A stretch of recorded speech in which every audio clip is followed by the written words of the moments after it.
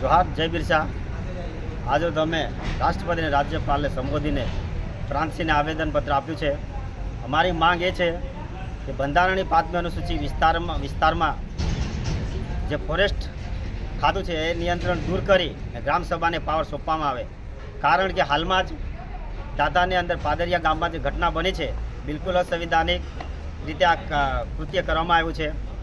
અને ખાસ કરીને અત્યારે જે ગામ પંચાયતો છે ગામ પંચાયતોની અંદર પણ જે ગોચર જમીનો છે ગોચર જમીનોની અંદર ફોરેસ્ટ વિભાગ વનીકરણ કરી અને એનું ફેન્સિંગ કરી દેવામાં આવે।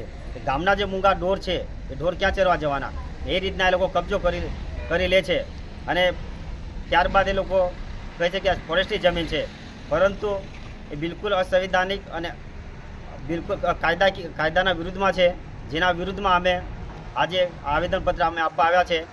આજે દાતાની અંદર જે ઘટના બની છે એ ઘટનાને અમે સખત શબ્દોમાં વખોડીએ છીએ।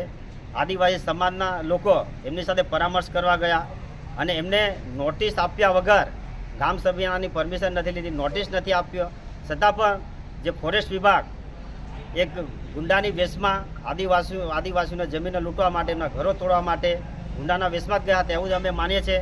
કારણ કે તમે સંવિધાનના દાયરામાં ચાલતા નથી, સંવિધાનને માનતા નથી। સુપ્રીમ કોર્ટના ઘણા આદિવાસી સમાજના તરફેણમાં જજમેન્ટ છે, વેદાંતા જજમેન્ટ છે, લોકસભા અને વિધાનસભા સબથી ઊંચી ગામસભા અને 1988 પી રામારેડ્ડી જજમેન્ટમાં એવું કીધેલું છે કે અનુસૂચિત ક્ષેત્રમાં સરકાર એક સામાન્ય